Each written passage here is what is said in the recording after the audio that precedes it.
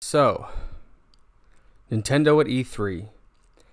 Did they bring their A game, or were fans left disappointed and wanting more? Let's go over everything Nintendo announced at E3 and get my thoughts on their event.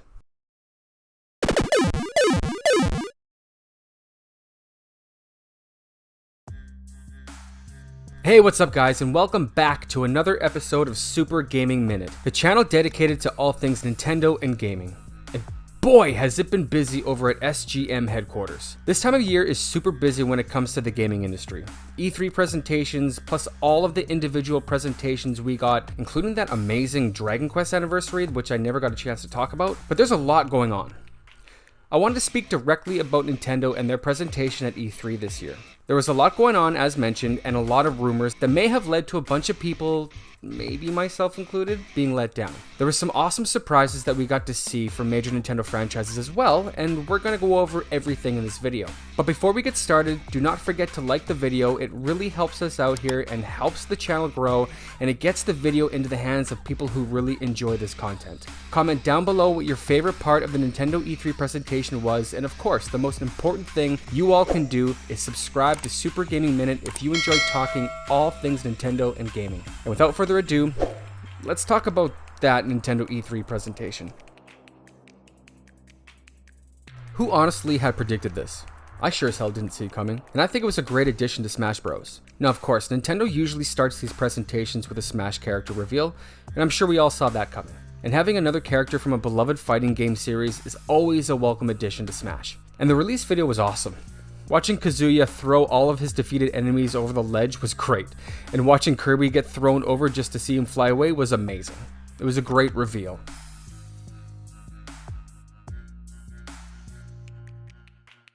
So, I never played these games, which really give me no opinion on the series and don't really excite me. But I know that a lot of people like these games, so I'm sure for a lot of people that this was a fantastic announcement. Either way, Life is Strange True Colors will be coming to the Nintendo Switch on September 10th, and with Life is Strange the Remastered Collection coming sometime later this year. Let me know in the comments your thoughts on this title and if it's worth it for me to check it out.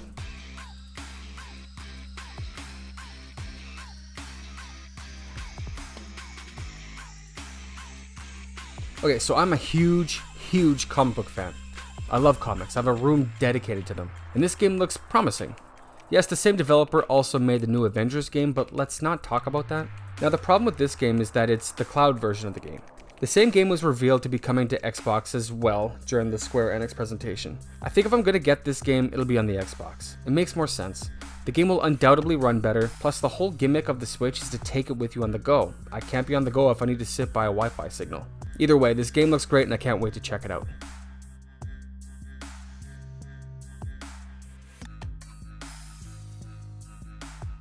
Who likes Worms?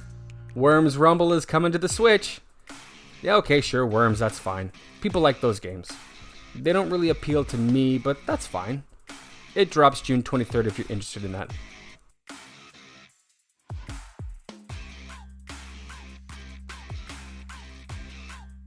Astria Ascending looks really good.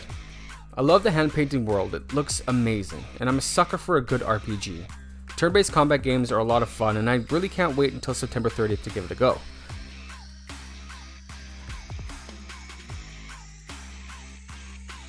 I haven't played the two-point county games before, but they seem to resemble that of SimCity or The Sims. It definitely gives the whole life sim vibe, and it looks endearing. You build and manage different school campuses and watch it come to life. I would definitely give this game a shot, it does look pretty good.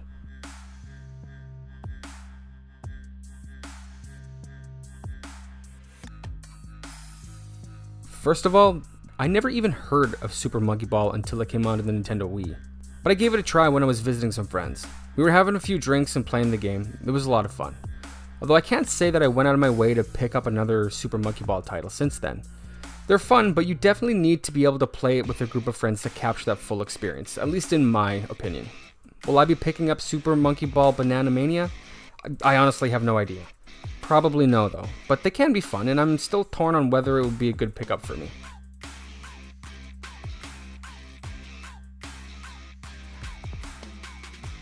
If you guys watched my last video going over all of the leaked titles that were predicted by Zippo, a new Mario Party game was one of them. This is definitely not what I expected. Although, if you recall, I did mention that the N64 titles are my absolute favorite Mario Party titles.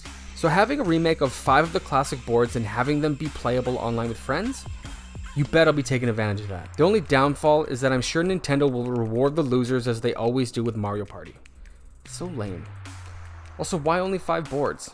That's one of the biggest problems with Super Mario Party on the Switch currently. Here's hoping they make more classic boards available as either free or even paid DLC, hopefully free. If we can get more game boards on this title, it would be a dream come true. Mario Party Superstars will be available on the Switch October 29th. Yes, this is the big title for me. I absolutely love the Metroid franchise and the 2D games specifically. This was the big announcement for me. This is the one that got me excited for the first time during the Nintendo presentation. Now, if you have been following the channel and watched my previous videos, this was another game that was leaked by Zippo. One of the titles that I was extremely hopeful for. Again, if you watched my previous video, you would have heard me say that 2D Metroid games are my favorite. Not to say that I'm not looking forward to Metroid Prime 4, but the 2D ones hold a special place in my heart. I kind of want to play one right now, to be honest. Anyway, where was I? Oh yeah, Metroid Dread looks absolutely fantastic.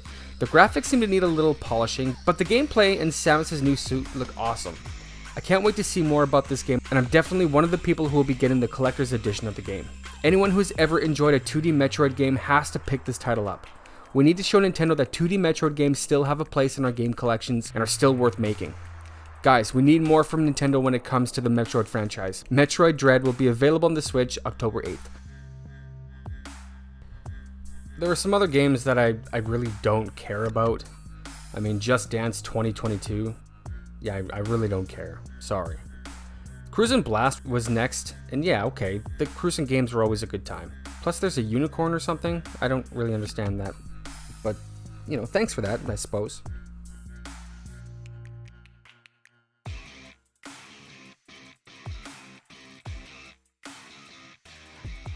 I'm a big fan of the Dragon Ball franchise. I've seen the first couple of renditions of the show, that being the original Dragon Ball and Dragon Ball Z, both extremely great shows. So I was excited to play Dragon Ball Z Kakarot when it was first announced for the PlayStation 4 and the Xbox One. And I had a good time playing them, so much so that I'll probably pick it up to have it portably on my Switch. Again, it's a great game, not the best RPG, but the classic Dragon Ball battles that you know and love from other games are here, and they're fantastic. Plus, it's a lot of fun going through the extended Dragon Ball Z series in the game. If you haven't played Dragon Ball Z Kakarot, maybe pick it up on the Switch this September 24th and give it a go.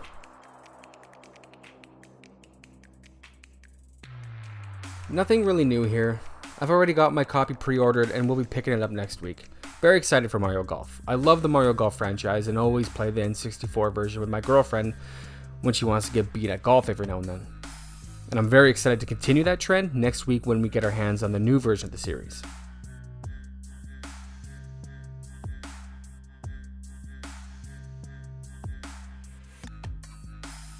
Yes, very much looking forward to this title. I love the direction they went with Monster Hunter Stories. It's very different from the main series, but has a lot going for it. As mentioned earlier, I love a good RPG with turn-based battles. And with the inclusion of the Monsties and having them fight for you, this should be a good time. Definitely nice to get some gameplay of this title during E3. Although, not a new title, so I didn't get too excited for it, but yes, I will be picking this up on July 9th.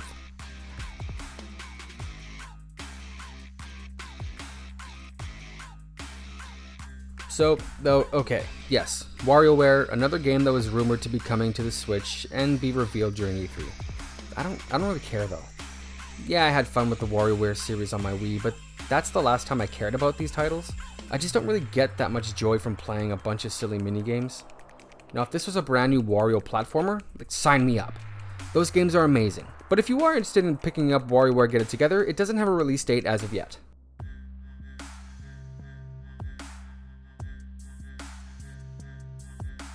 There are a lot of people who've been waiting and waiting for the new Shin Megami Tensei game.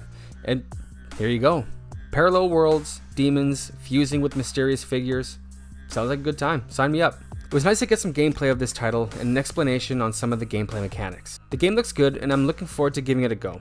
It launches on the Switch November 12th.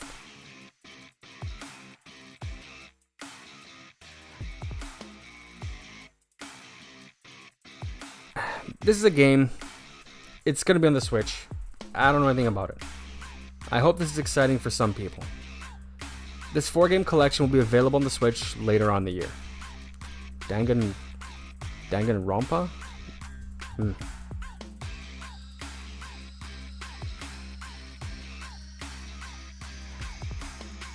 I'm down for some Fatal Frame. I'm a fan of horror-style games. I like that it's a mix of different protagonists and different settings for the game too. The camera and picture-taking aspect of the game is where I'm a little bit torn. I'm not sure how I feel about that when it comes to the game. I'm much more of a Resident Evil, shoot the hell out of them, but reserve your ammo type of person. But I am willing to try new things. Fatal Frame Maiden of Blackwater will be coming later this year.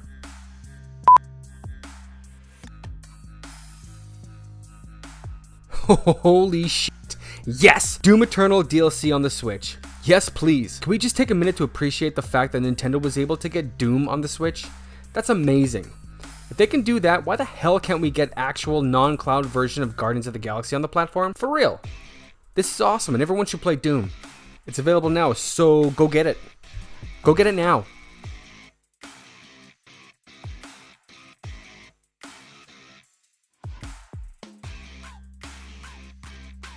Just like everyone else who was a teenager in the early 2000s, I played Tony Hawk's Pro Skater. And you know what? I think we all saw this happening, right? We knew this would eventually make its way onto the platform, and well, here it is. Tony Hawk's Pro Skater 1 and 2 remastered on the Switch will be coming to the Switch June 25th.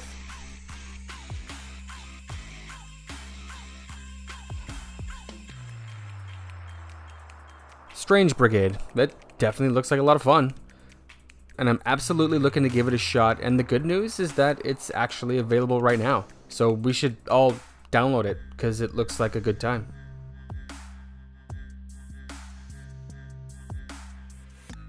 So after the leak on Nintendo's own website, and after the Ubisoft announcement, I mean, we all saw this one coming. I mean, we literally saw it. Mario plus Rabbids is a fun tactics style game that you should really give a go if you haven't. And the new one looks just as good and just as goofy as the original, although I can't take Mario seriously with blasters. And then we saw Advance Wars 1 and 2, which is again fine. People like these games. They're just not for me, so I won't spend a lot of time going over them. They don't really do anything for me over here, and if you like them, then that's fantastic. It's nice to have them on the console. They'll be available on December 3rd. Alright, now this is where things got interesting for me. This is where I expected to hear about the Zelda 35th anniversary, and I was expecting huge things. What we got was, well, I honestly don't know how I feel about it. Let's go over the releases and I'll give you my thoughts about them afterwards.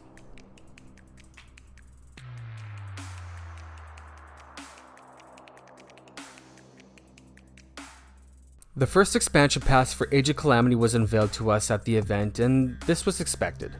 This was leaked and we got exactly this. It was a good way to start what I thought was going to be the Legend of Zelda's 35th anniversary, and will be available by the time you watch this video.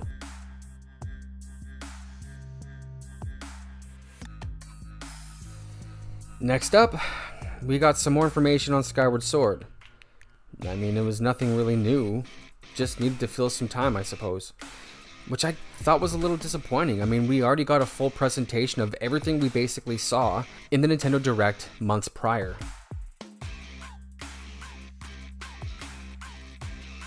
Now, I totally called this. I mentioned this back in February with my first Zelda 35th anniversary video. 1 point for me. Sadly, that's where the Legend of Zelda's 35th anniversary collection begins and unfortunately ends. As mentioned by Onuma himself, they don't have any other products or campaigns to celebrate. The Legend of Zelda's 35th anniversary, what a letdown. No, yes, I was super excited for this little Game & Watch. These little systems are incredible for collectors. Plus, with the inclusion of 4 games which include the original Legend of Zelda, Zelda 2, Link's Awakening, as well as a special version of Vermin, including Link as the main character. So yes, I mean, this is cool, but is this actually all we will see when it comes to the Legend of Zelda's 35th anniversary? What about the rumored Twilight Princess Wind Waker double pack? What about Ocarina of Time being ported to the Switch? Disappointment is an understatement. I still don't think that this is all we're going to see though, but more on that later. We have one last announcement to talk about.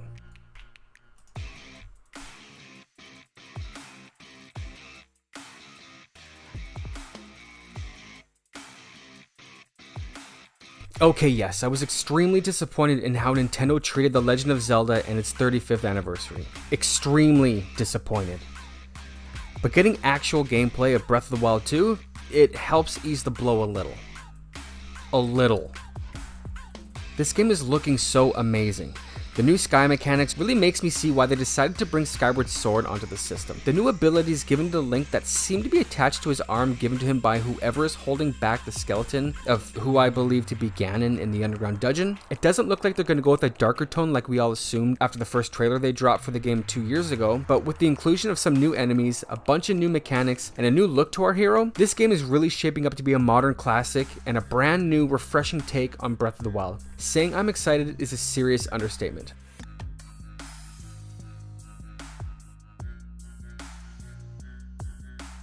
Well, that was everything that was revealed to us at Nintendo's E3 Direct 2021. My final thoughts? Well, I don't want to say disappointed, but there are a few things that I'd hoped for to be shown to us during this event. These things include, and I said before, a new Donkey Kong platformer, as well as a new classic console on the Nintendo Switch Online service, are just a few of the newest projects I wanted to see. But I mean, it wasn't all bad. It was definitely a good mix of games and something for everyone here. My most anticipated titles showcased at the event are Mario Party Superstars and of course Metroid 5 Dread. I cannot tell you how excited I am for Metroid Dread. But honestly, it's not just my opinion that counts. All of us as Nintendo fans should be able to voice our opinions, so I'd like to ask all of you, what did you guys think of the Nintendo Direct presentation at E3 this year? Are you happy with what was revealed? Was there something missing that you really wanted to see this year? For instance, an actual Legend of Zelda anniversary? Let me know in the comments section down below. If you guys enjoyed this video, please give it a like, and of course, the most important thing you can all do to help the channel grow, if you enjoy talking all things Nintendo and gaming, would be to subscribe to Super Gaming Minute for more. Again, thank you guys so much for watching the video. I truly appreciate it. I love having you guys here. Take a look at some of the past videos that I have on the channel, and of course, keep on gaming.